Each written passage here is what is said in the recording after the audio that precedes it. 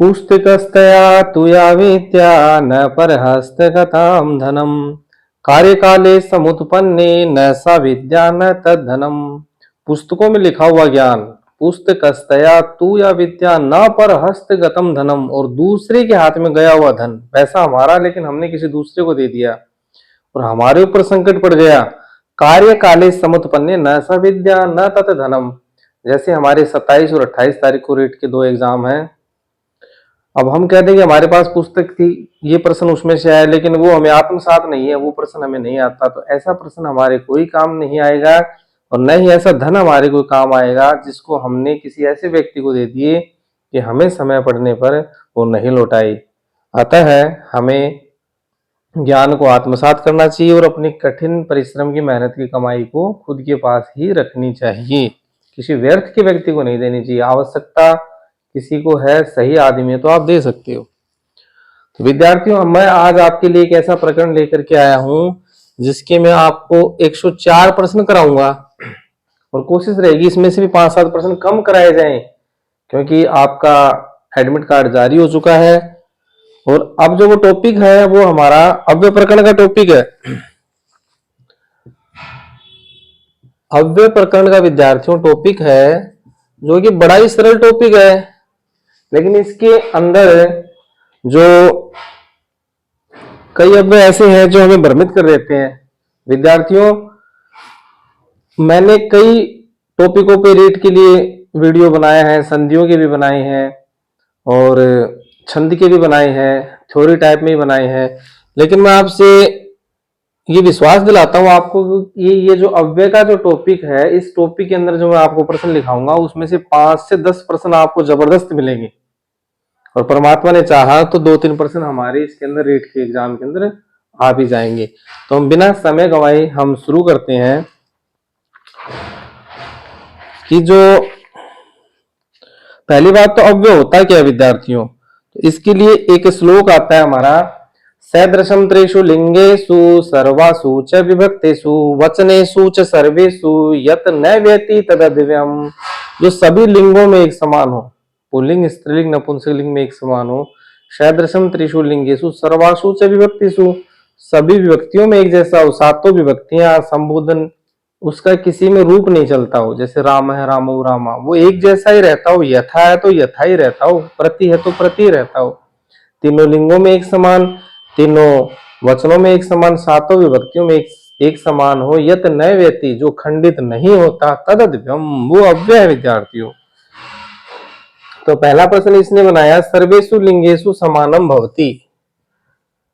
अब ये प्रश्न हमारा आ जाए, अब तो हम टॉपिक पढ़ रहे हैं तो हमें पता है अव्यय का टॉपिक उत्तर अव्यय होगा, लेकिन जब पेपर के अंदर ये समान आ जाए कि सर्वेषु लिंगेषु समानम भवति, सभी लिंगों में कौन समान होता है, मतलब जो यथा शब्द है, प्रति शब्द है, इति है, च है, ये अनेकानेक अव्यय, बहुत से अव्यय हैं। उसका ये नहीं है कि भाई जो च का स्त्रीलिंग क्या होगा, चा, नपुंसकलिंग चम, ऐसा कुछ नहीं है, वो च का च ही रहेगा। इसका एक वचन द्विवचन बहुवचन भी नहीं बनता, इसके रूप भी नहीं चलते, च चौचा चाम चौचान, ऐसा कुछ नहीं चलता। तो अव्यय की यही परिभाषा है, जो सभी लिंगों में, सभी वचनों में और सभी विभक्तियों में एक जैसा रहे। तो सभी लिंगों में समान होता है, उसे क्या कहते हैं, उसे हम अव्यय कहते हैं। प्रश्न नंबर 2 का देखिए, क्रन्मे जन्त इत्यनेन संज्ञा भवति। अब हम अव्यय का टॉपिक पढ़ रहे हैं तो हमें उस सूत्र का पता होना चाहिए जो अव्यय संज्ञा करता है। तो इसमें एक सूत्र आया है, क्रन्मे जन्त, क्रन्मे जन्त। ये सूत्र क्या करता है, कौन सी संज्ञा करता है, अनेन संज्ञा भवति। 4 संज्ञाओं के नाम है, तो आपको पता है हम अव्यय संज्ञा प्रकरण पढ़ रहे हैं, तो ये कौन सी संज्ञा करेगा, ये करेगा हमारी अव्यय संज्ञा। फिर 3 का प्रश्न है, उपसर्गाणाम गणना कस्मिन् विभागे भवति। अब उपसर्गों को भी हम क्या बोलते हैं, उपसर्गाणाम गणना, उपसर्गाणाम गणना कस्मिन विभागे भवति। तो उपसर्गों की गणना हम किसमें करते हैं? तो हम उपसर्गों की गणना भी अव्यय में करते हैं। किसमें करते हैं? अव्यय में करते हैं, अव्यय विभाग में करते हैं। विभाग भी लिख दो।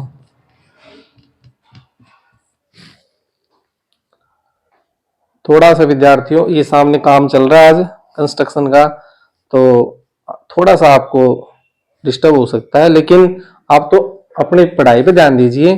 खिड़की जंगले सब बंद है, उसके बाद भी थोड़ी दिक्कत आ सकती है, तो आप पढ़ाई पे ध्यान दीजिए। अव्यय विभाग में गणना की जाती है उपसर्गों की। फिर 4 का प्रश्न है, कस्य रूप परिवर्तन न भवति। जैसे मैंने बताया, विभक्तियों में भी, वचनों में भी, पुरुष लिंग किसी में भी वचन चेंज नहीं होता। तो कस्य रूप परिवर्तन न भवति, किसका रूप परिवर्तन नहीं होता। अब जैसे हम इस समय तो अव्यय प्रकरण पढ़ रहे हैं, तो उत्तर अव्यय अब आ रहा है, लेकिन एग्जाम के अंदर ये प्रश्न आ जाए, कस्य रूपम परिवर्तनम न भवति, किसका रूप परिवर्तन नहीं होता। 100% चक्कर आओगे विद्यार्थियों, नहीं पढ़ ना आओ, ताना को नहीं आवे और ते तो क्या करके आओगा। किसका रूप परिवर्तन नहीं होता? अव्यय से। खट उत्तर करोगा दे, अव्यय रूप परिवर्तन को नहीं हुआ है, 2 या मार दो, अव्यय में 2 यह हुआ है, आगस्य अव्यय से। 5 को प्रश्न है, अव्यय से निर्वचनम अस्ति। अव्यय का क्या निर्वचन है? देखो उस श्लोक में से ही जो मैंने श्लोक सुनाया था, सैदृशम त्रिषु लिंगेषु, सभी तीनों लिंगों में एक समान, सर्वासु च विभक्तेषु, सातों विभक्तियों में एक समान, सर्वेषु च वचनेषु, सभी वचनों में एक समान, यन्न वेति तदद्वयम्, जो खर्च नहीं होता, काट छाट नहीं होती, वो अव्यय है। तो इसने उसमें से प्रश्न बना दिया, अव्यस्य निर्वचनम अस्ति, अव्यस्य निर्वचनम अस्ति, और विकल्प दे दिया विद्यार्थियों,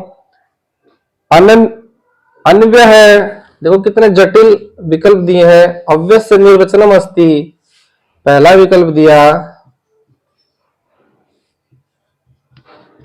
अन्वय है, ख का विकल्प दिया, यन्वेति, ग का विकल्प दिया, व्यय प्रधानम, व्यय प्रधानम, और चौथा दिया किमपि न। अव्यय से निर्वचनम अस्ति, तो अव्यय का निर्वचन क्या है? देखो सारे में अव्यय जैसा नाम आ रहा, अन अव्यय, ठीक है, इसमें भी अव्यय जैसा व्यय प्रधानम, तो अव्यय से निर्वचनम यन्न वेति। ये शूटिंग विद्यार्थियों दिल्ली से की जा रही है। अब राजस्थान होता, मेरा अपना घर होता, मैं किसी भी के घर चला जाता जहां शोरगुल नहीं हो। अब दिल्ली में तो फ्लैट्स के अंदर यहाँ बंद है, कहाँ जाए। तो थोड़ा सा आप इसका सेटल कीजिए और प्रश्नों पे ध्यान दीजिए, मेरी वॉइस साफ आएगी। एक माइक अपना ये चल रहा है, एक माइक यहाँ लगा है,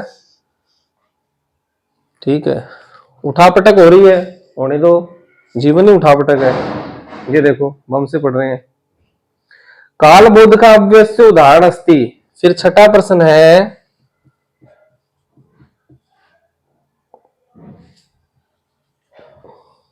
काल बोध का, देखो बम सा पढ़ रहा है, बम तो नहीं पढ़ेगा तो 27-28 ने नहीं पढ़ने पड़ेगा, अपना कौन पढ़े। काल बोध का अव्यस्य, काल बोध का अव्यस्य ऐसा अव्यय बताना है जो काल बोधक हो, काल बोधक अव्यय बताना है। देखो ऑप्शन सुन लो, मैं लिखूंगा नहीं। पंचकृत्य है, कुतः है, ग्रामतः है, यदा। तो यदा उत्तर इसमें से, कुतः यानी कहां से, ग्रामतः गांव से, पंचकृत्य पास किया हुआ, यदा यानी भगवान कदा आगच्छति, यदा आगच्छति, ठीक है। तो काल बुद्ध हो गया, आप कब आए, मैं जब आया, अहम यदा आगच्छामि तदा सूर्य उदय भवति, जब सूर्य उदय होता है। यत्र कैसा अव्यय है भाई, अच्छा प्रश्न है। यत्र कीदृशम अव्ययमस्ति, कैसा अव्यय यदा, देखो इसकी विकल्प देखो और आप सोचिए भी। स्थान बोधक, यत्र का अर्थ बता देता हूं, जहां, अत्र यहां, तत्र वहां, कुत्र कहां, यत्र जहां, सर्वत्र सब जगह। तो स्थान बोधक पहला ऑप्शन है। फिर आपका दूसरा ऑप्शन काल बोधक है। तीसरा ऑप्शन आपका विभक्ति बोधकम, विभक्ति को बताने वाला। और द का ऑप्शन है प्रकार बोधकम।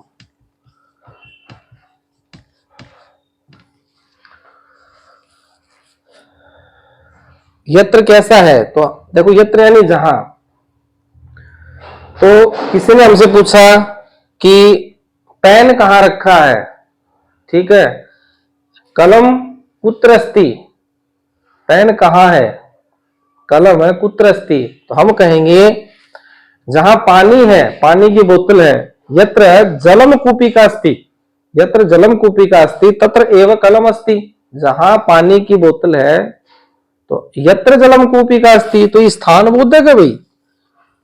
जहां पानी की बोतल है स्थान बोधक है, वहीं पर पेन रखा है तो स्थान बोधक। 8 का फिर हमारा हो जाएगा अव्यम की। मैं 3 ऑप्शन दिए हैं, देखो आपके दिमाग की बत्ती जलेगी और मैं आपको बताऊंगा इसमें अव्यय कैसे है। अव्यम पदम किम, अव्यय पद क्या है, मया, दूसरा है तस्य, तीसरा है तेन और चौथा है सार्धम। तो मैंने आपको बताया था जिसके वचन नहीं चलते, तो मया अस्मद शब्द का तृतीय व्यक्ति एक वचन है तो इस तो विभक्ति में चेंज हो गया मया। अहम अवाम वयम माम अवाम अस्मान मया, इसके रूप चल गए, ये अव्यय नहीं है। तस्य तद शब्द का षष्ठी व्यक्ति एक वचन है। तेन है तद शब्द का तृतीय विभक्ति एक वचन है। बच गया हमारा सार्धम यानी साथ में, ये अव्यय है। बहुत अच्छे भाई, मेहनत कीजिए। मैं तो आपको जो मैंने 104% लिखे हैं ना, इसमें सिर्फ 10-20% कम करवा दूंगा। 8-10% जो मेरे को ऐसे लगता है कि आप कर लोगे या ये नहीं आएगा पेपर में, लेकिन जो ऐसा प्रश्न आ गया जिसको पढ़ते ही हम चक्कर आ जाए, गंदा फेड़ी खा जाए, तो भाई ऐसे प्रश्न तो करने ही पड़ेंगे। देखो क्योंकि जो कठिनाई लेवल है वो बढ़ता जा रहा है, ठीक है ना। तो सार्धम अव्यय था। फिर गुरवे के साथ कौन सा अव्यय आएगा, बड़ा अच्छा गजब का प्रश्न है। गुरवे, खाली स्थान दे दिया, गुरवे के साथ क्या आएगा। अब आप कहते हो सर क्या आएगा गुरवे के साथ, तो इसमें कारक का नियम लगाओ। इसने इतने में इसके ऑप्शन लिख देता हूं, गुरवे मया तस्य तेन, कहा गया गुरवे, ऑप्शन गलत लिख दिया। गुरवे के साथ क्या आएगा, नमस्कारम, यही आ जाएगा। आगे देखो, थोड़ा सा धैर्य करो, 4 ऑप्शन को देखो। विद्या, विद्या जाएगा, विद्या पढ़ाता है। धिक तो आएगा नहीं, धिक यानी धिक्कार, गुरु जी को कौन धिक्कार करेगा। और नमः, बहुत अच्छे विद्यार्थियों, गुरुवे चतुर्थी विभक्ति है। गुरु गुरु, गुरुव गुरुम गुरु गुरुन, गुरुणा गुरुभ्याम गुरु भी, गुरुवे नमः के योग में नमः आएगा। नमः के योग में चौथी विभक्ति हुई है विद्यार्थियों, न तो ये आएगा नहीं आपका ये आएगा। प्रश्न नंबर 10, त्रल प्रत्यांत पद।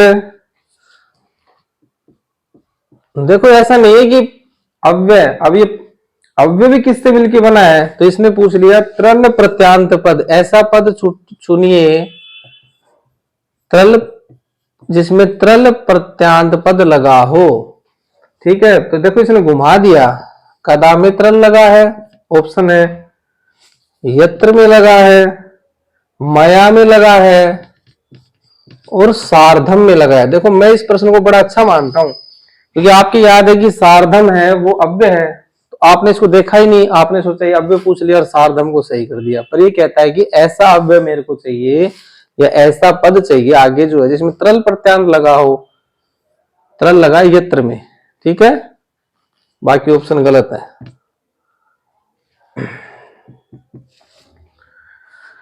यत्र सही उत्तर हो जाएगा, बाकी गलत है। 11 का प्रश्न है मया सार्धम विद्यालयम गच्छ अत्र अव्यय पदम किम। तो ये तो मैंने सार्धम के दो बता दिए थे, पूरी पंक्ति है मया सार्धम विद्यालयम गच्छ, मेरे साथ विद्यालय जाओ। इसमें अव्यय क्या है, तो सार्धम अव्यय है। 12 का प्रश्न है तौ मिथा भाषते, इसमें अव्यय क्या है, तौ मितम भाषते, लिख दूं क्या 12 का, तौ मिथम भाषते। देखो ये भाषते ये धातु रूप है, तौ है सह तौते, तद शब्द का प्रथमा विभक्ति द्विवचन है, कौन सा बचा, इसमें अव्यय क्या है, मिथम। तुम झूठ बोलते हो, मिथम का झूठ। 13 का प्रश्न है च इत्यस्य प्रयोग है कति अर्थेषु भवति। बहुत अच्छा प्रश्न भाई। च का प्रयोग, च इति प्रयोग है, च इति प्रयोग है कति अर्थेषु, च का कितने अर्थों में प्रयोग होता है भाई, तो आपका उत्तर होगा 4 अर्थों में। कितने अर्थों में च का प्रयोग होता है, 4 अर्थों में। हाँ जो अपना द्वंद्व समास होता है ना, 4 थे द्वंद्व है, 4 अर्थ में द्वंद्व, वहां बताया गया है च कितने अर्थों में प्रयोग होता है। मैंने इसका उत्तर बता दिया, चत्वार है, नहीं तो वीडियो बड़ा हो जाएगा। रिधक इति अव्यस्तार्थो भवति, रिधक का क्या अर्थ है,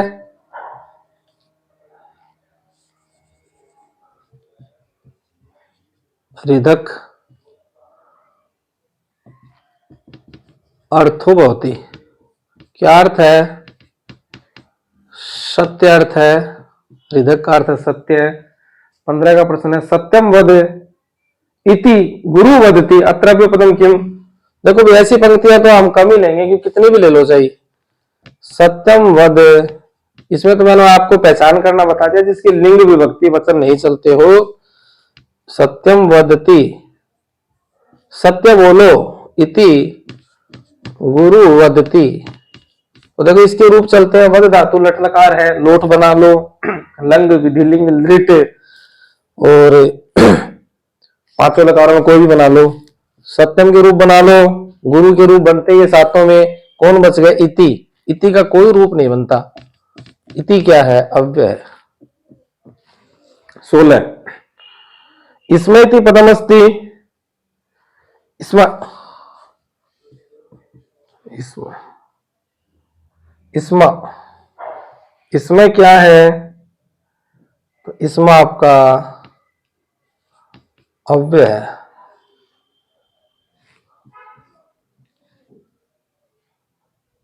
एक इसमें शब्द रूप में भी आता है, वो इसमें नहीं है, ये दूसरा इसमें है, ठीक है। 16 का है, 17 का, हाँ इसमें एक अधिक्रम संख्या चेंज हो सकती है क्योंकि प्रश्नों को स्किप कर रहा हूं मैं, आगे वाला प्रश्न ले रहा हूं। तथाही तस्य प्रयोग भवति, तथाही, अच्छा उदाहरण है तथाही, तो तथाही मैं सीधा लिख रहा हूं अर्थो अस्ति। तथाही अव्यय का क्या अर्थ है, निदर्शनार्थे, निदर्शनार्थे, नहीं देखने के लिए, निदर्शनार्थे, निदर्शनार्थे, ठीक है, दर्शनार्थे, निदर्शनार्थे। और 18 का प्रश्न है शीघ्रम सर्वम कृत्यम कुरु, जैसे कि सरल सा बना दिया, जल्दी ही सभी काम करो, सर्वम कृत्यम कुरु। थोड़ा आप भी अभ्यास करना मेरे बोलते, शीघ्रम सर्वम कृत्यम कुरु। ऑप्शन है किल, बै का है अहो, स का है तू। मेरे लिखते ही आप पहले सोचना, आपको 2 सेकंड का टाइम दूंगा। और प्रातः है, जोड़ के देखो।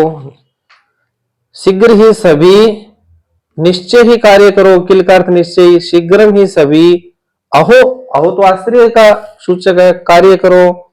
शीघ्र ही सभी तू कार्य करो। और ये हमारा प्रातः है, तो हमारा प्रातः आएगा जल्दी सुबह काम करो।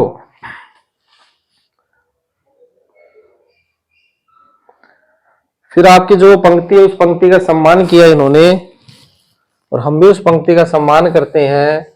और जो त्वमेव माता च पिता त्वमेव, त्वमेव बंधुश्च सखा त्वमेव, त्वमेव विद्या द्रविणम त्वमेव। द्रविण होता है धन, तुम ही मेरे धन हो। त्वम एव सर्वम मम देव देव है। इसने प्रश्न बनाया कि त्वम, प्रश्न आपका 19, त्वम खालिस्तान सर्वम मम देव देव। इसमें क्या आएगा भाई?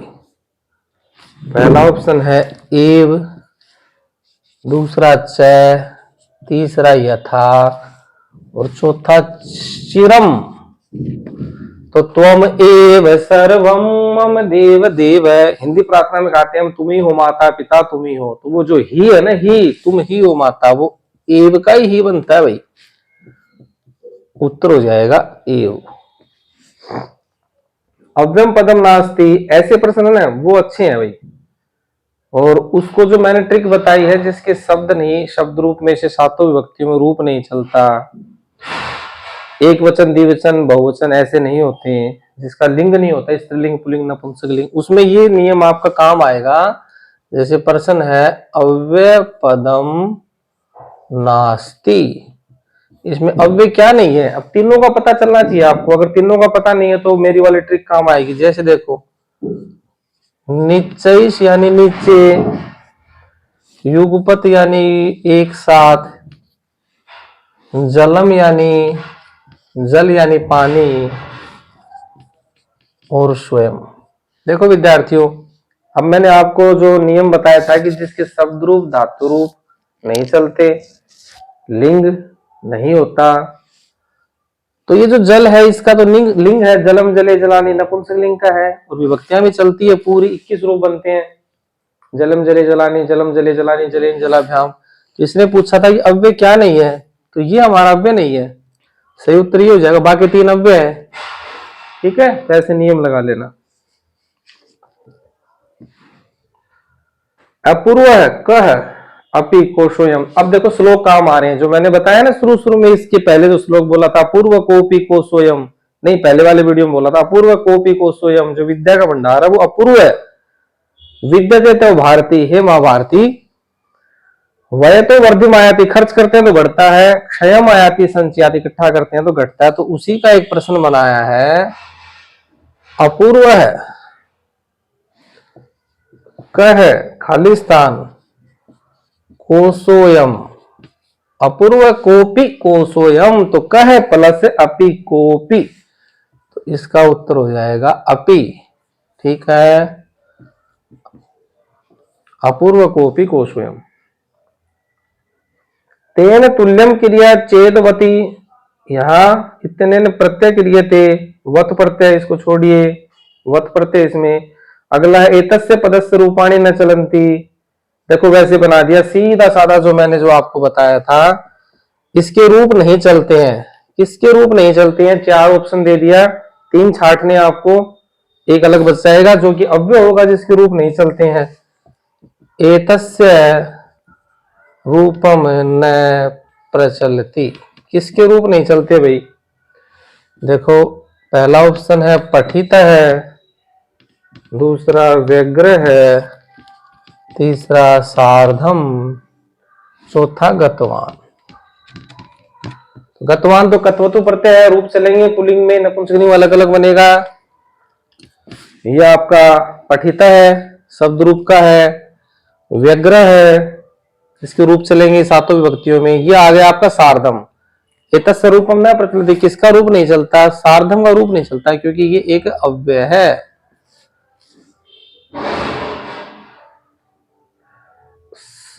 बहुत अच्छी एक कोटेशन लिया है, एक पंक्ति ली है, एक सुक्ति ली है। सुक्ति कहेंगे, क्या सुक्ति है?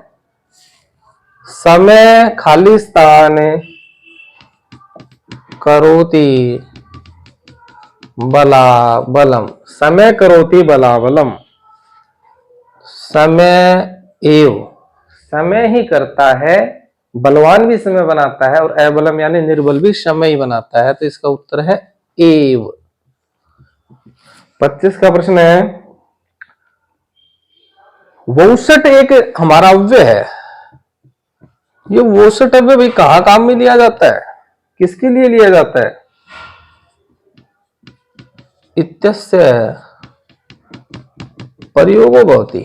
देखो आपका दिमाग देखता हूं, आपकी मेहनत कहां तक है। इसका प्रयोग किसके लिए काम में लिया जाता है?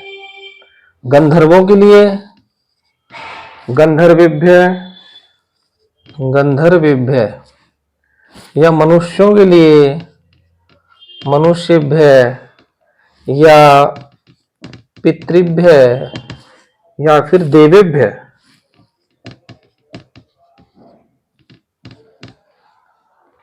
तो जब नमः स्वस्ति स्वाहा स्वधा अलम वषट योगास्त्र पढ़ते हैं तो उसके अंदर आता है कि जो देवताओं के लिए जो आहुति दी जाती है उसमें वोषट शब्द काम में लिया जाता है। वोषट एक अव्यय है। ठीक है,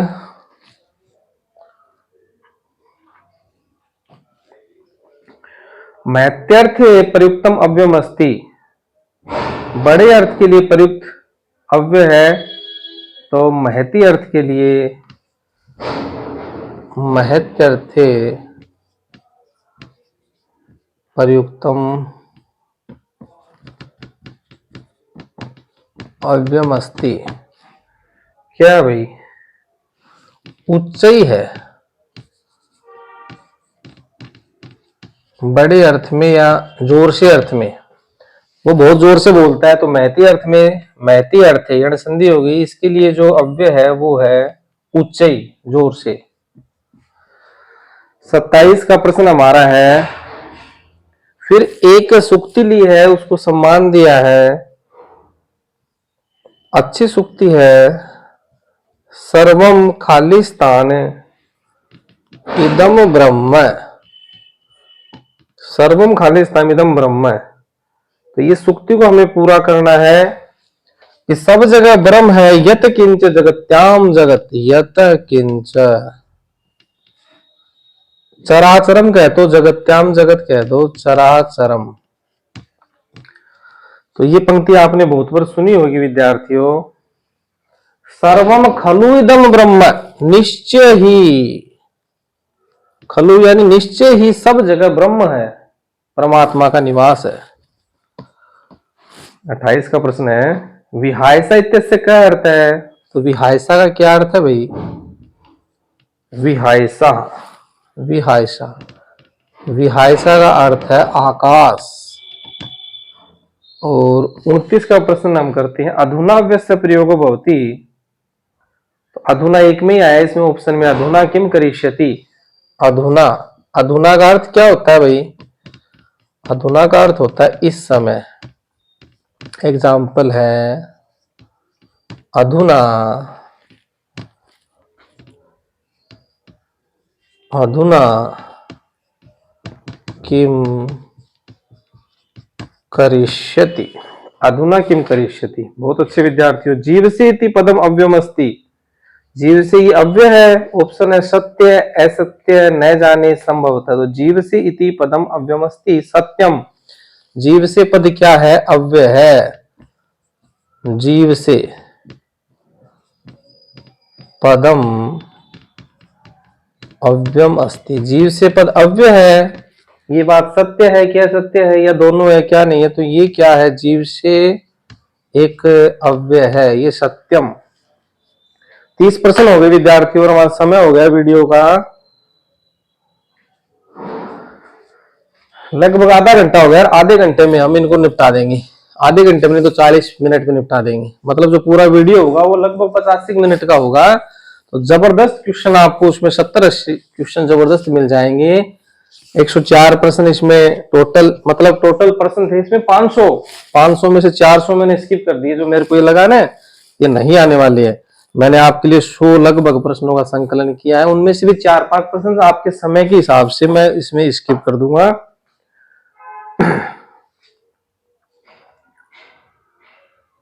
परस्परम प्रशंसन्ति अहो रूपम अहो ध्वनि, सामान्य सा है, अहो आएगा इसमें। परस्पर प्रशंसा करते हैं कि क्या रूप है क्या ध्वनि है, तो अहो, अहो आश्चर्यजनक है। फिर है 32 का, तुष्णिम इत्यस्य समानार्थकम अव्यय अस्ति, ये अच्छा प्रश्न है। इसके 4 ऑप्शन दिए थे। तुष्णिम कहते हैं चुप रहने को, तुष्णिम बभुव चुप रहो, तो इसके 4 ऑप्शन है, जोशाम, क्षम्यताम, जोसम, मुहु, हैस और मनाक। मनाक यानी तो थोड़ा होता है, मुहु यानी बार बार होता है, तो तुष्णिम का समानार्थक हो जाएगा जोसम, तुष्णिम, तुष्णिम ये आपका अव्यय है। इत्यस्य समानार्थको अव्यवस्थि, इसका समानार्थक अव्यय कौन सा है, जो तुष्णिम ही अर्थ दे, चुप रहो ये अर्थ रहे, जिसका अर्थ हो चुप रहो। तो इस जोशम का अर्थ भी क्या है, चुप रहो। 33 का प्रश्न है, विशिष्टम ज्ञानम, विशिष्ट ज्ञान क्या कहलाता है। ये तो आप संस्कृत के विद्यार्थी हो, विशिष्ट ज्ञान जो विज्ञान की हमारी व्याख्या है, वो व्याख्या हमारी ऐसी ही है कि विशिष्टम ज्ञानम, जो विशिष्ट ज्ञान है वो ही विज्ञान है। हिंदी बनाएंगे विशिष्ट ज्ञान ही विज्ञान, तो ही का अव्यय क्या है, एव। एव का अर्थ क्या होता है, ही, विशिष्ट ज्ञान ही विज्ञान, तो एव आ जाएगा। 34 का प्रश्न ले लीजिए, स्व इत्यस्य अर्थो अस्ति, ये तो मैं हर बार बताता हूं, है यानी बीता हुआ कल, है कहते हैं बीता हुआ कल। और 35 का प्रश्न बना लो, स्वह, स्वह किसे कहते हैं, स्वह कहते हैं आने वाला कल, आने वाला कल। आने वाले कल को क्या कहेंगे, आगामी दिवस है, आगामी दिवस है। और बीते हुए कल को क्या कहेंगे, जो गता है, जो चला गया हो, भूतकाल। जैसे कि आज जो रिकॉर्डिंग हो रही है ना, ये शनिवार को हो रही है, तो हय शुक्रवासर आसीत, हय शुक्रवासर आसीत, अद्य शनिवासर आसीत, और कल कौन सा वार होगा, रविवासर भविष्यति, स्व रविवासर भविष्यति। 35 का प्रश्न बनाओ, कस्य योगे तृतीय विभक्ति प्रयुक्ता भवति, तृतीय विभक्ति किस योग में होती है। ऑप्शन में सह है, तो सह योगे, सह के योग में तृतीया। इसका उदाहरण क्या है, पुत्र के साथ पिता आता है, या पिता के साथ पुत्र आता है, पिता के साथ पुत्र आता है, पुत्रेण सह आगत है पिता। तो इस सह के योग में पुत्र में तृतीया हो गई। तो इसमें अव्यय शब्द कौन सा है, सह। राजपथे चलनम संकटग्रस्तम, ऐसी पंक्तियां तो भाई कितनी भी आ सकती है, इनका कोई और नहीं है। ये तो इसका हिंदी अर्थ आपको आएगा तो ही कर पाओगे। राजपथे चलनम, जो राजमार्ग है, सड़कें हैं, उस पे चलना है, राजपथे चलनम, संकटग्रस्त हो गया, संकटग्रस्त हो गया, संकटग्रस्तम, ग्रस्तम हो गया, राजमार्ग पे चलना संकटग्रस्त हो गया। ऑप्शन है एवं, यथा, अपि, अहो, जोड़ो इनको।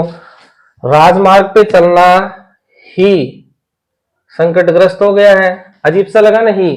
दूसरा देखो, राजमार्ग पे चलना, जैसा संकटग्रस्त हो गया है, राजमार्ग पर चलना भी संकटग्रस्त हो गया है, राजमार्ग पर चलना अहो संकटग्रस्त हो गया, आश्चर्यजनक है।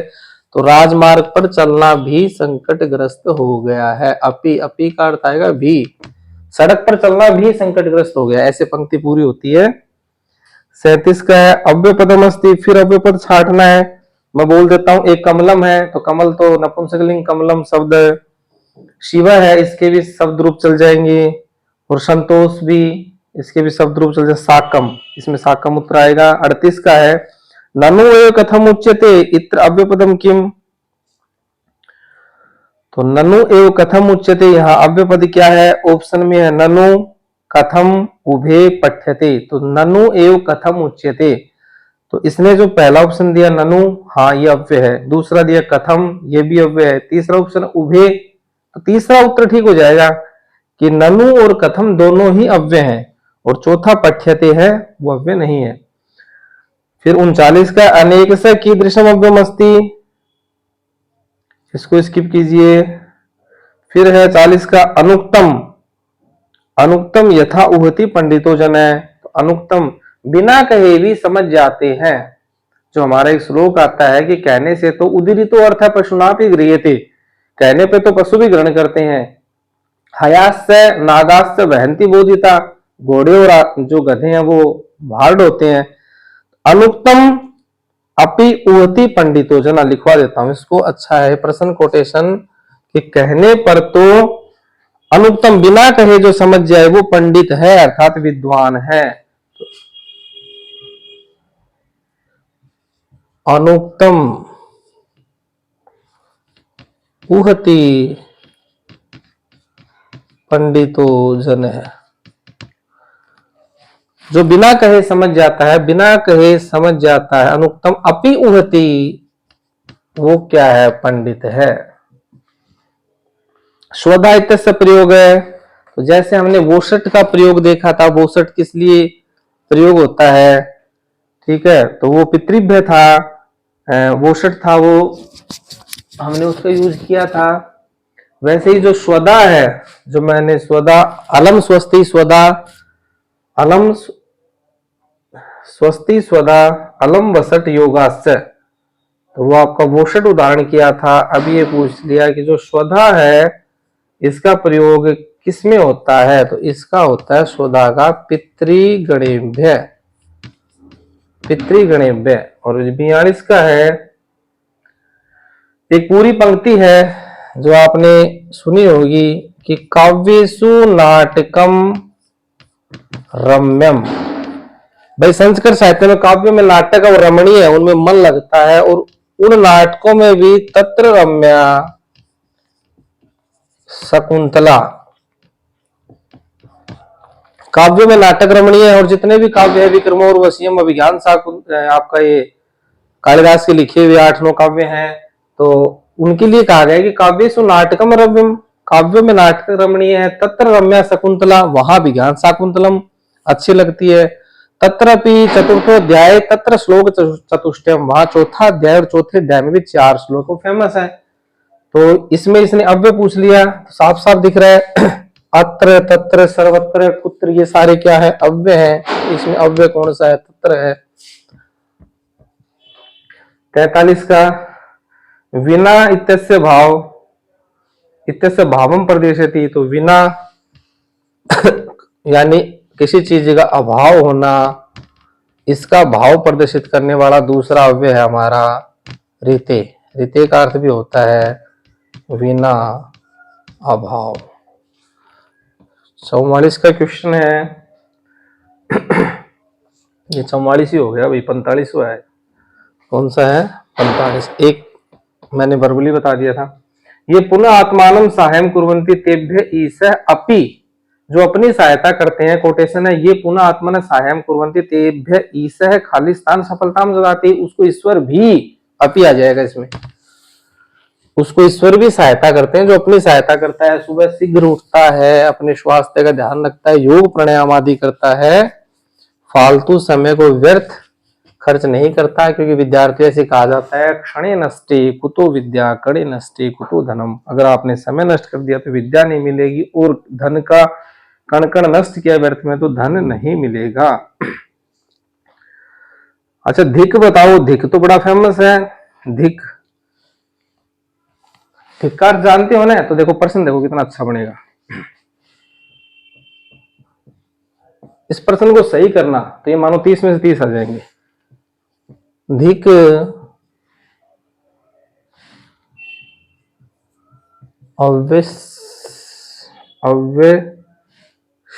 अवश्य अर्थो नास्ति।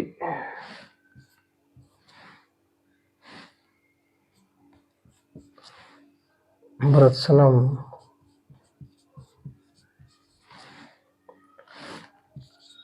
प्रशंसा धिक्कार निंदा।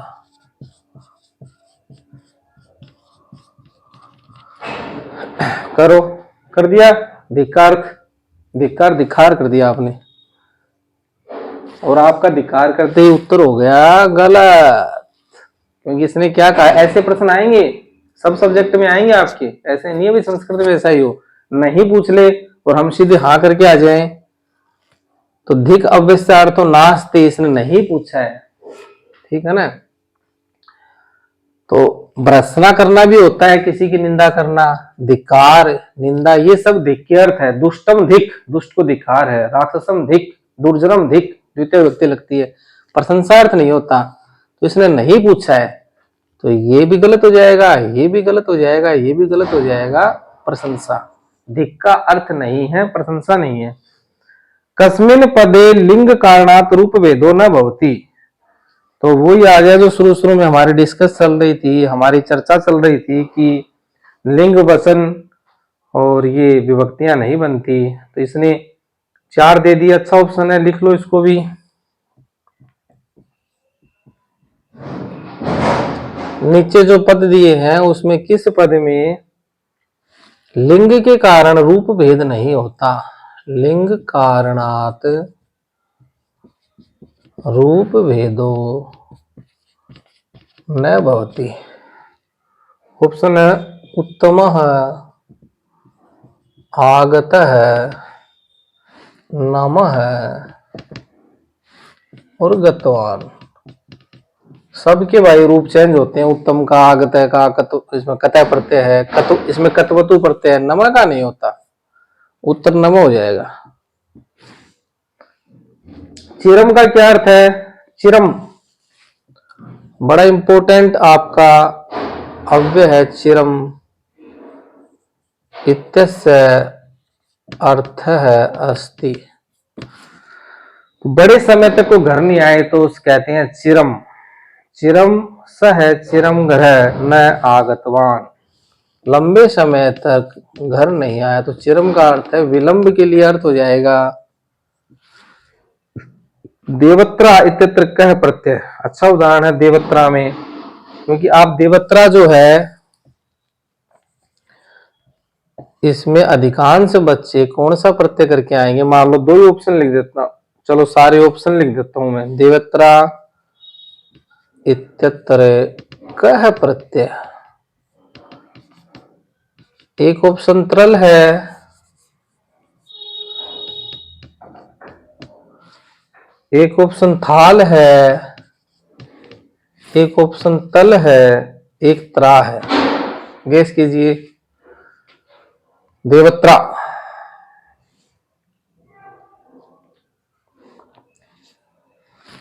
तरल नहीं होगा भाई, बिल्कुल नहीं होगा तरल।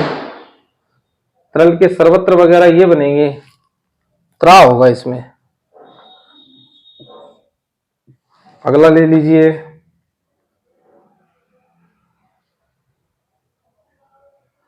एक पंक्ति दी है, हरिराम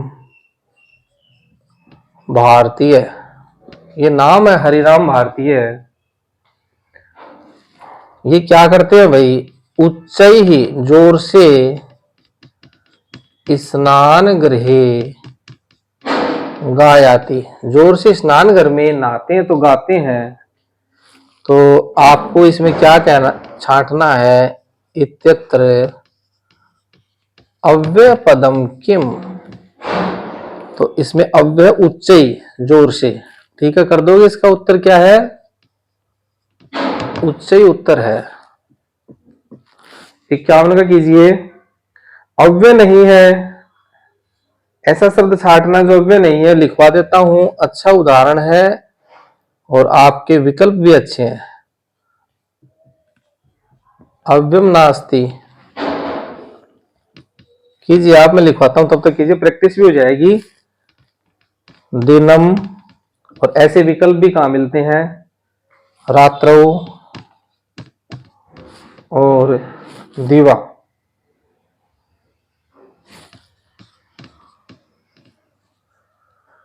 सायं, दिनम, रात्रौ और दिवा, इसमें कौन सा नहीं है, अव्यय कौन सा नहीं है, इसके रूप चलते हैं, दिनम, दिने, दिनानी, ये अव्यय नहीं है, बाकी तीनों अव्यय है।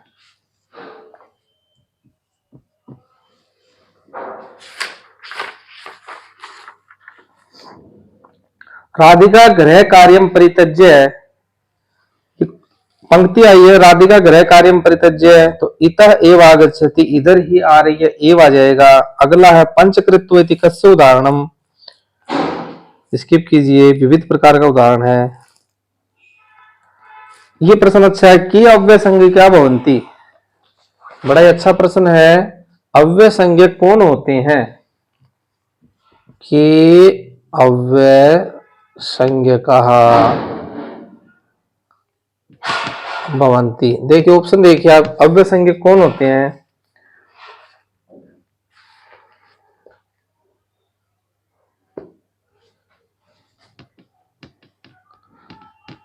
स्वरादय, भुवादय, हलंता और गीपादय। अव्यय संज्ञ कौन होते हैं भाई, स्वरादय, ये उत्तर सही हो जाएगा। अव्यदापसुप इत्यनेन कस्य लोपो भवति, तो अव्यदापसुप सूत्र है वो आपका भी लोप करेगा और सुप का भी करेगा, तो विकल्प में है द्वयोरपि, दोनों का लोप करेगा। फिर अगला उद्यम, उद्यम अपि हंतुम एव आगच्छति, उदय ही हनन करके आता है, अपि, उद्यम अपि हंतुम इत एव आगच्छति, अपि है इसमें। कल्याणार्थे अस्य अव्यस्य प्रयोग भवति, ये अच्छा उदाहरण है। कल्याण के लिए किस अव्यय का प्रयोग होता है, सोचिए आप। कल्याणार्थे, कल्याणार्थे, कल्याण के लिए, कल्याण यानी अच्छा होना, आपका कल्याण हो, मेरा कल्याण हो। कल्याणार्थे अव्यस्य प्रयोगो भवति, तो वो हमारा अव्यय है स्वस्ति। जब स्वस्ति वाचन बोलते हैं तो बोलते हैं ना, स्वस्ति न इंद्रो वीरधस सर्वाहा, स्वस्ति न पूखा विश्ववेदाहा, स्वस्ति न स्तारिक्षो अरिष्टनेमि। देखो स्वस्ति स्वस्ति आ रहा है, स्वस्ति नो बृहस्पति ददातु पे। और जो हमारा जो साथिया है, ये हम बनाते हैं किसी शुभ कार्यों में, इसको भी स्वस्तिक बोलते हैं, यानी कल्याणकारी। ये चित्र कैसा है, स्वस्तिक, इसको स्वस्तिक बोलते हैं, स्वस्तिक। तो स्वस्ति जो शब्द है वो कैसा है, कल्याणार्थे, जो अव्यय हमारा वो अव्यय स्वस्ति। 58 का प्रश्न है, इतः इत्यत्र क प्रत्यय, तो इतः, इतः है वो तद्धित प्रत्यय, तद्धित। ठीक है। अगला है 59 का, नूनम, इसका अव्यय का प्रयोग किया जाता है, तो नूनम, खलु, किल, इनका उपयोग किया जाता है निश्चार्थे। तो नूनम का पूछा है इसने, नूनम, इस अव्यय का प्रयोग कैसे होता है, तो इसका होता है निश्चयार्थे, निश्चय अर्थ में होता है भाई। नूनम अहम शिक्षकस्मि, नूनम मैं शिक्षक हूं, नून है, नूनम रीट परीक्षा सप्तविंशति अष्टाविंशति दिनांके भविष्यति, निश्चय ही रीट परीक्षा सप्तविंशति अष्टाविंशति दिनांक भविष्यति, तो निश्चय ही जो रीट एग्जाम है वो 27 और 28 को होगी। तो नूनम का अर्थ है निश्चय के लिए। चय का अर्थ है, चय का प्रयोग कितने अर्थों में होता है, तो पहले भी आ गया 4 अर्थों में होता है। और 61 का तस्मानरणम एव शरणम पश्यामि, एव आएगा, खास नहीं उदाहरण इतना। केन प्रत्येन युक्तानि पदानि अव्यानि, केन प्रत्येन युक्तानि पदानि अव्यानि, अव्यय में कौन सा प्रत्यय काम में लिया जाता है, ऐसा कुछ पूछा इसने। उदाहरण है खस, ए, उ और वत। तो वत जो प्रत्यय है वो अव्यय में काम में लिया जाता है। तो मैं प्रश्न लिख देता हूं, केन प्रत्यय, किस प्रत्यय के द्वारा युक्त होने पर युक्तानी वो पद अव्यय हो जाता है। बढ़िया प्रश्न है। पदानी अव्यानी, तो वो प्रत्यय है भैया हमारा वत प्रत्यय का जो होगा वो हमारा अव्यय हो जाएगा। बस 15-20 मिनट में ही हो जाएगा। लेकिन विद्यार्थियों, आगे भी आप कभी संस्कृत एग्जाम देंगे तो मैं आपके लिए संस्कृत के अच्छे अच्छे वीडियो और पारंपरिक संस्कृत की पुस्तकों से लघु सिद्धांत, मध्य सिद्धांत और अपनी अष्टाध्यायी, इनमें से संस्कृत साहित्य के इतिहास जो यूनिक है, जो कॉलेजों में आचार्य शास्त्री में लग रहे, इनमें से प्रश्न लेकर के आऊंगा। तो उसका पता आपको चल जाए तो आप एक बार चैनल को थोड़ा सब्सक्राइब कर ले, तो उससे पता चल जाएगा भी वीडियो आ गया हमारे पास, नोटिफिकेशन आ जाएगा। और अधिकाधिक बच्चों के पास भेजें विद्यार्थियों, तो जिससे मेहनत जो है वो थोड़ी रंग लाई। वही पंक्ति का प्रश्न है, ऐसा है बाल को खाली स्थान धावती, यह बालक दौड़ता है। तो शनै, शनै धीरे दौड़ता है। फिर गृहते इत्यत्र प्रत्यय वर्तते, गृहते में प्रत्यय है, गृहतः प्रत्यो वर्तते, इसमें प्रत्यय पूछा है, तल प्रत्यय से बना है भाई। फिर 65 का है, पाद सर्तो एतस्य अव्यस्य प्रयोगो भवति, तो किल ही खलु, वो जो जोड़ दे के हम बोलते हैं ना, निश्चय ही ऐसा होगा। किल ही खलु, तीनों ही उसमें यूज किए जाते हैं, तीनों ही अव्यय। भाई सशर्त बोलते हैं ताकत लगा के, मतलब खलु, किल, ही, नूनम, तो तीनों ही यूज किए जाते हैं। 66 का प्रश्न, अंगीकारार्थ अव्ययमस्ति। ये देखो कितना बढ़िया प्रश्न बनाया है। अंगीकारार्थ अव्ययमस्ति, अंगीकारार्थे अव्ययमस्ति। देखो कितना बढ़िया उदाहरण, अंगीकारार्थ अव्ययमस्ति। और ऑप्शन है, ऑप्शन में भी भ्रमित हो जाएंगे भाई। प्रवाहिका, नहीं पढ़ने वाले बच्चे ऑप्शन में हो जाएंगे क्योंकि इसका अर्थ नहीं हो पा रहा। अथ, आम, अभिषणम। देखो यहां हां दे देता, हां तो हम कर देते। अंगीकार का अर्थ क्या है कि मैं इसको अंगीकार करता हूं, इस बात को मैं स्वीकार करता हूं, मेरी इसमें सहमति है, मेरी इसमें हां है। तो अंगीकार का अर्थ है हां, और हां के अर्थ में हम काम में लेते हैं हां। आम, आम यानी हां, वो वाला आम नहीं खाने वाला, आम। कल आप स्कूल आओगे, आम। स्व है अहम विद्यालय आगमिष्यामि, आम, हाँ। तो अंगीकार के लिए हाँ। बड़ा अच्छा प्रश्न है भाई, इंपॉर्टेंट प्रश्न है। आए नहीं आए ये नहीं पता। कुशलम भवता है, ननु कुशलम भवता है, निश्चय ही कुशल है, ननु आ जाएगा, ननु कुशलम भवता है। 68 का प्रश्न, अव्ययमस्ति, तो ऑप्शन है अव्यम अस्ति, अव्यम अस्ति अव्यय है।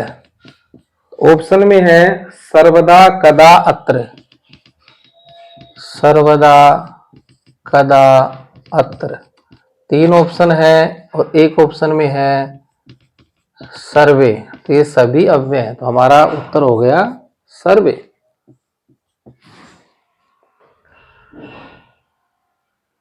तरल प्रत्यांत पूछा है तो एक बार देख लीजिए इसको, 3 शब्द बताता हूं मैं आपको। तरल प्रत्यांत पदम, प्रत्यांतम पदम, ये आ सकता है आपकी, इस पे फोकस कर रहा है, जोर दे रहा है। तत्र यत्र कुत्र, तत्र यत्र और कुत्र, तीनों ही तरल प्रत्यांत से मिलकर के बने हैं।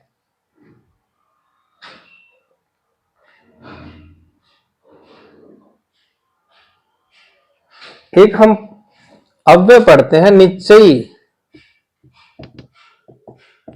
इसका अर्थ क्या होता है? इस अव्यय का अर्थ क्या है भाई?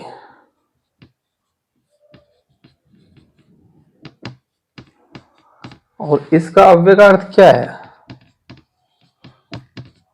ऑप्शन में अधोअर्थ है, दूसरा ऑप्शन आपका अल्पार्थ है, तीसरा है उभयो हो, चौथा है महत्व अर्थ है। देखो हम पढ़ते हैं कि जलम नीचे ही प्रवहति, पानी है वो नीचे बहता है, तो नीचे यानी अधो अर्थ। एक तो ऑप्शन हमारा ये सही हो गया, अधो अर्थ। दूसरा कम अर्थ में भी हम नीचे ही शब्द काम में लेते हैं, तो अल्प यानी थोड़ा अर्थ में, तो फिर हमारा महत्व अर्थ में काम में नीचे नहीं लेते। तो अगला है उभयो। देखो उभयो का अर्थ आपको जानना पड़ेगा, उभयो यानी दोनों, जो दोनों सही करा दे। अब दोनों ही इसमें सही है, क्वेश्चन ऐसे आने लग गए 4 दिन में से कौन सा नहीं है, तो 3 के उत्तर आपको आने चाहिए, तभी तो नहीं सकेंगे। तो निश्चयी का अर्थ अधोअधय भी है और अल्प भी है, ठीक है। नक्तम, नक्तम अव्यय का अर्थ क्या है भाई? बहुत अच्छे, मेरे को पता था आप बता दोगे। नक्तम अर्थ रात्रि शब्द के लिए काम में लिया जाता है, नक्तम। रामेण सह लक्ष्मण वनम गच्छति, इसमें अव्यय क्या है? पहले भी आया था, रामेण सह, राम के साथ लक्ष्मण वन में जाते हैं, या लक्ष्मण के साथ राम वन में जाते हैं। रामेण सह, तो इसमें सह है वो अव्यय है। 74 का प्रश्न, कस्य प्रत्यय योगी पदम अव्ययम, तो किस प्रत्यय के योग में जो पद है वो अव्यय बन जाता है? तो 74 का प्रश्न भी बड़ा अच्छा है। कस्य प्रत्यय योगे, किस प्रत्यय के योग में, भाई पढ़ तो अव्यय रहे हैं, प्रत्यय थोड़ी पढ़ रहे हैं, किस प्रत्यय के योग में पदम अव्ययम भवति, किसके योग में बनता है भाई? तो पहला ऑप्शन है तासुन, दूसरा है कसुन, तीसरा है कत्वा, चौथा सर्वेपि। तो इन सभी के योग में ही पद अव्यय बन जाता है। कौन कौन से सभी है? तासुन, कसुन, कत्वा और सर्वेपि, हमारा सही हो गया सभी। तीनों के योग में झटीति अव्यय का अर्थ बताओ, बड़ा अच्छा उदाहरण है झटीति। झटीति का अर्थ बताना भाई आपको इस अव्यय का। इत्यस्य, इत्यस्य अर्थो, इसके 2 अर्थ हैं झटीति की। झटीति का अर्थ होता है जल्दी, तो द्राक यानी भी जल्दी और तरसा यानी भी जल्दी, ये दोनों अर्थ है भाई। तो उत्तर जैसे दुआपी, जैसे उभयो आया था ना दोनों के लिए, वैसे ही एक है दुआपी।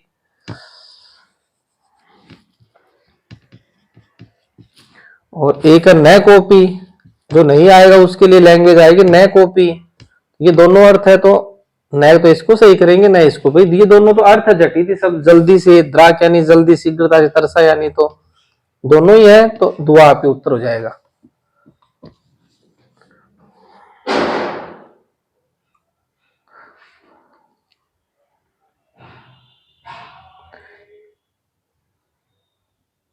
रिधक इति अव्यस्य को अर्थ है रिधक। रिधक का अर्थ बताओ। रिधक का अर्थ है सत्य। रिधक का अर्थ है सत्यम। संबोधन के लिए कौन सा अव्यय काम में नहीं लिया जाता? बढ़िया प्रश्न है। संबोधनार्थे, संबोधनार्थे, संबोधनार्थे, संबोधनार्थे इदम अव्यम नास्ति। इदम अव्यम, देखो फिर से आपको ध्यान देना, नास्ति कहीं संबोधन के लिए भो देख लो आप, हे भो अरे और भो पे सीधा कर दो। इसने कहा संबोधन के लिए कौन सा शब्द काम में नहीं लिया जाता, कौन सा अव्यय काम में नहीं लिया जाता, तो इसने 3 दिए हैं, अये, हे, भो और सुकम। तो जो हम संबोधन का कारक चिन्ह पढ़ते हैं तो अये, हे, भो, अरे, और संबोधन बुलाने के लिए कहते हैं अये, अरे इधर आओ, हे संस्कृत में भो, भो बालका त्रागच्छ। तो ये तीनों ही है। इसने नास्ति पूछा संबोधन के लिए क्या नहीं काम में लेते, तो सुकम को नहीं लेते।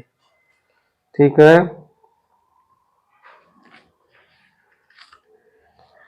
अगला भी प्रश्न आ रहा है जो 79 का प्रश्न, बड़ा अच्छा प्रश्न है भाई। वो कहता है कि अथ को हम, जो अथ है ना, तो जो महाभारत शुरू होती है, बी आर चोपड़ा की महाभारत कहते हैं, तो देखो उससे पहले जो सॉन्ग आता है, गाना आता है, वो कहते हैं अथ महाभारत कथा। और संस्कृत के अंदर जो प्रकरण हम पढ़ते हैं तो उनसे पहले हम अथ लगाते हैं। मैंने नहीं लगाया भाई, ये लो लगा दिया, अथ अव्यय प्रकरण। तो ये अथ क्या है? ये मंगलाचरण का द्योतक है।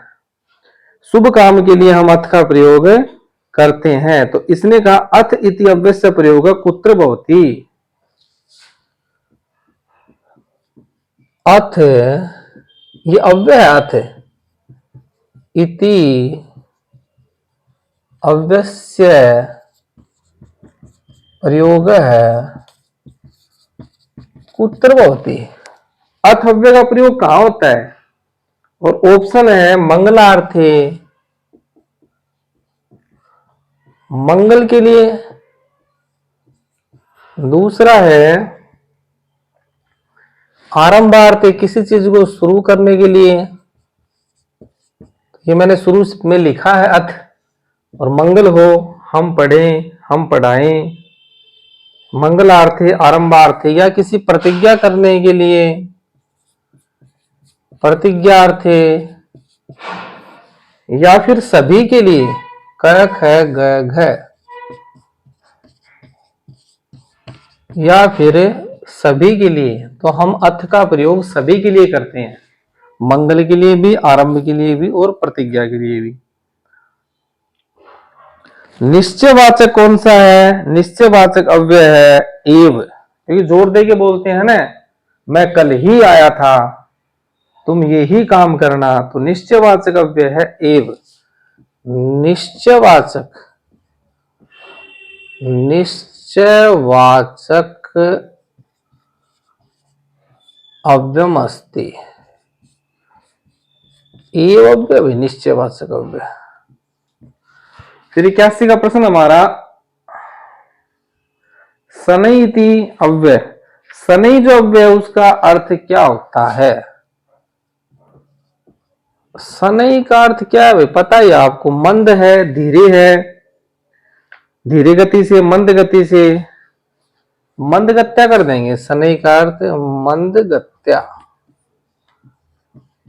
82 का, तथा अव्यय का प्रयोग तथा अव्यय का प्रयोग कहाँ करेंगे? साम्यार्थे। यथा राजा तथा प्रजा, जैसी राजा वैसी प्रजा, तो समानता के अर्थ में करेंगे। जैसा देश वैसा वेश, यथा देश तथा वेश है, साम्य अर्थ के लिए हो गया। द्वितीय विभक्ति प्रयोग है केन अव्ययन सह कर्तव्य, तो धिक के साथ होता है। द्वितीय विभक्ति का प्रयोग किसके साथ होता है? मैंने बताया था ना उदाहरण, धिक के साथ, धिक्कार। उदाहरण जैसे है दुष्ट के लगाएंगे तो दुष्टम धिक, द्वितीय लग गई दुष्ट में। दुर्जन के लगाएंगे, दुर्जनम धिक, दुर्जनम धिक, धिक के योग में द्वितीय, द्वितीय।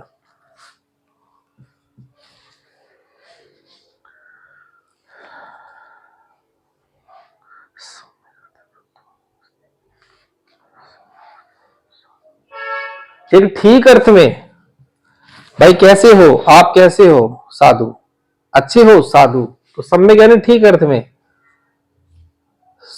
सम्यक अर्थे, सम्यक अर्थे, ठीक अर्थ में। सम्यक किसे कहते हैं? ठीक ठाक होना। सम्यक अर्थ में कह अव्यय, कौन से अव्यय का प्रयोग होता है भाई सम्यक अर्थ में? साधु, ये अव्यय लगता है। साधु तो पढ़ा ही नहीं होगा आपने, अव्यय भी होता है। अब पढ़ लिया। फिर इसने तीन तो नाम दे दिए, अव्यय पूछा है। रणवीर दे दिया, मदन है, उषा, एक प्रातः, तो प्रातः अव्यय है। प्रातः अव्यय कैसा अव्यय है? प्रातः काले। अव्यम पदम नास्ति, अव्यय पद पहचानिए जो नहीं है। कदा है, स्वर ये भी अव्यय है, सर्वत्र ये भी अव्यय, पृथ्वी ये नहीं है। 88 का प्रश्न है अव्यस्य अस्य प्रयोग चतुर्थी विभक्ति भवति नमः, ऐसा कौन सा अव्यय जिसकी योग में चतुर्थी विभक्ति होती है? चतुर्थी विभक्ति विधायक अव्यय, ऐसा कौन सा अव्यय भाई? नमः है। नमः स्वस्ति स्वदा अलम वषट योगास्य, स्वस्ति के अर्थ में भी अलम वषट योगास्य। मल्ल मल्लाय अलम, एक पहलवान दूसरे के लिए पर्याप्त है। इन सब के योग में चतुर्थी विभक्ति होती है।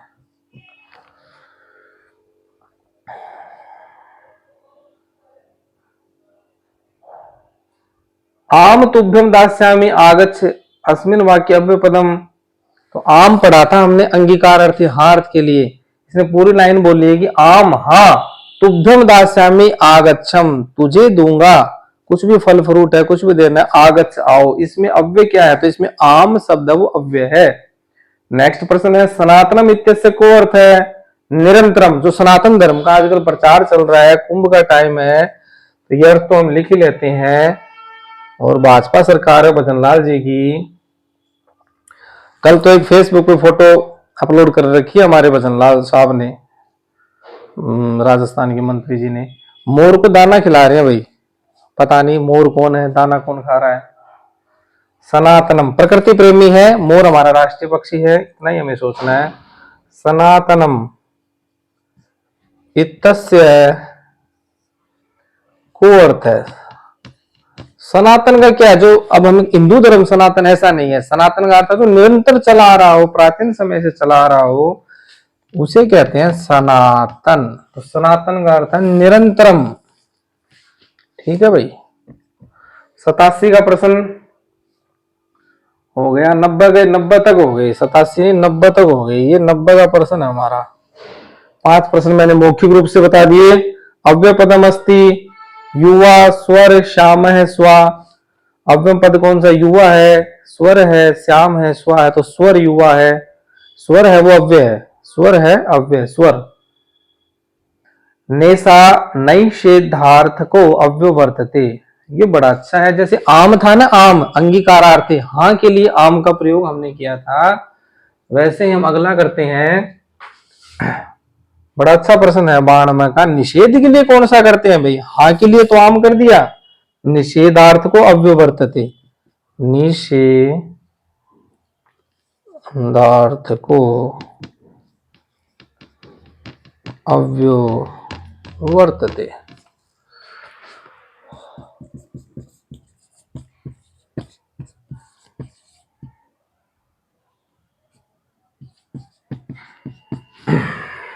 निषेधार्थ के लिए कौन सा अव्यय है? देखो ऑप्शन है मृषा, वृथा, पूरा और मां। कीजिए इसका, जल्दी कीजिए फटाफट। निषेधार्थ के लिए, मना करने के लिए। बहुत अच्छे, मां।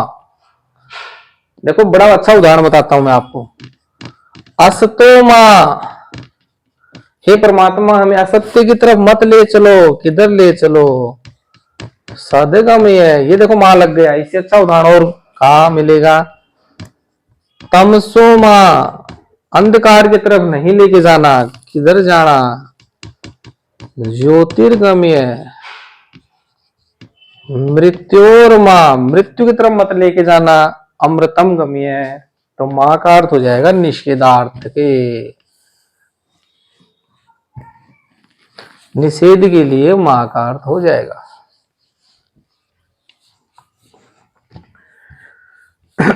धिक, देखो भाई पूरी पंक्ति है। धिक त्वाम अनधितव्यम, तुम्हें धिक्कार है, तुम पढ़ते नहीं हो। यहाँ अव्यय बताओ, तो धिक अव्यय है। कई बार चर्चा हो चुकी, धिक यानी धिक्कार अव्यय है। और फिर एक उदाहरण दिया इसने, उसमें पूछता है कि इसमें अव्यय कौन सा नहीं है। पता नहीं हूबहू आ जाए, लिख देता हूं मैं। 94 का प्रश्न है, अव्यम नास्ति। अव्यम नास्ति, अव्यय नहीं है। सर्वेण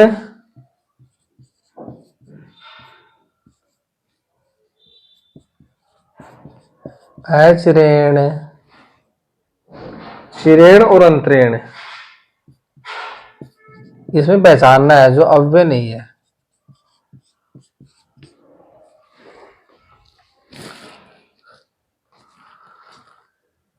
सर्व शब्द का तृतीय व्यक्ति एक वचन है, तो रूप चल रहा है ना इसका विभक्तियों में। इन तीनों के रूप नहीं चलते। ये तीनों अव्यय है, ये अव्यय नहीं है। इसमें पूछा अव्यम नास्ति, सर्वेण अव्यय नहीं है भाई।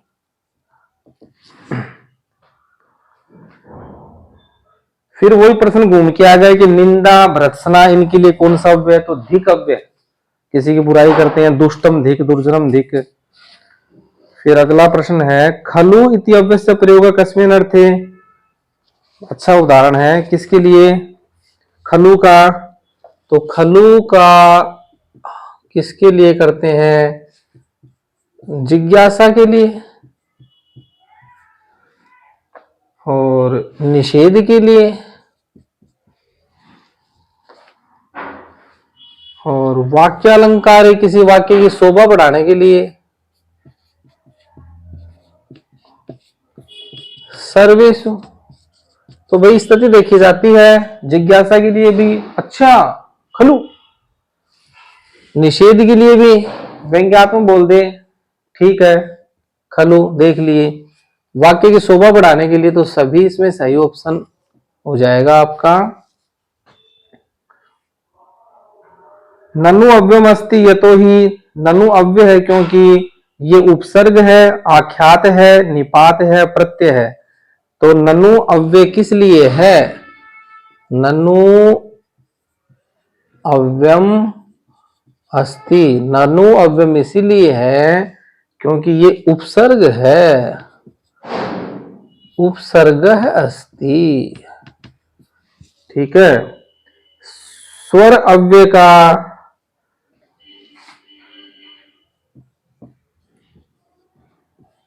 का किम अर्थम अस्ति? स्वर्ग और अव्ययसु गणना ज्ञानात न मुक्ति, बड़ी फेमस पंक्ति है भाई। ज्ञानात,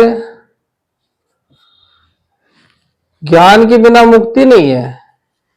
पूरी पंक्ति है ज्ञान के बिना मुक्ति नहीं है। तो बिना के योग में हम लगाते हैं रीते। रीते ऑप्शन सही हो जाएगा इसमें। ज्ञानात रीते न मुक्ति, ज्ञानात रीते न मुक्ति।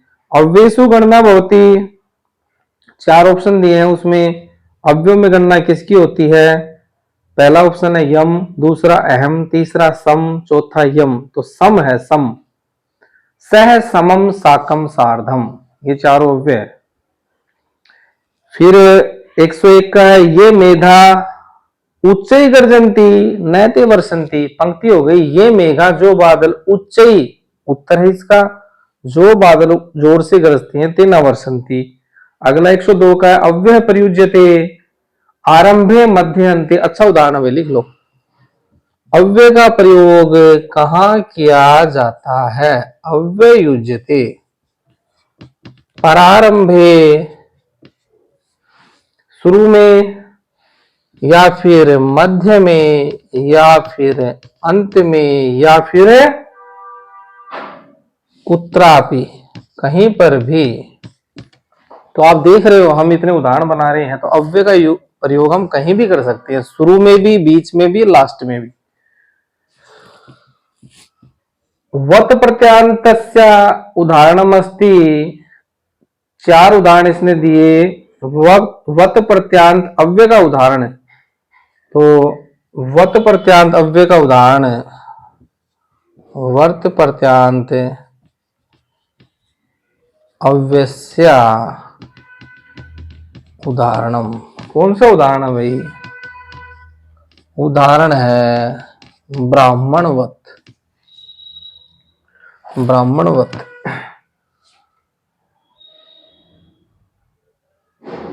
लास्ट का हमारा 104 का प्रश्न है, रहसी अर्थे प्रयुक्तम पदम। रहसी अर्थे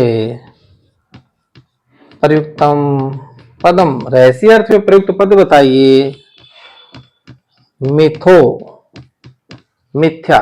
ये विद्यार्थियों आपके 104 प्रश्न हैं, जो कि मैंने बड़े लघु रूप में आपको समझाने का प्रयास किया। कोई भी चेत त्रुटि स्यात् तर्हि क्षमतव्यम। आप सबका भला हो, शुभम भवेत, मंगलम भवेत। नमो नमः।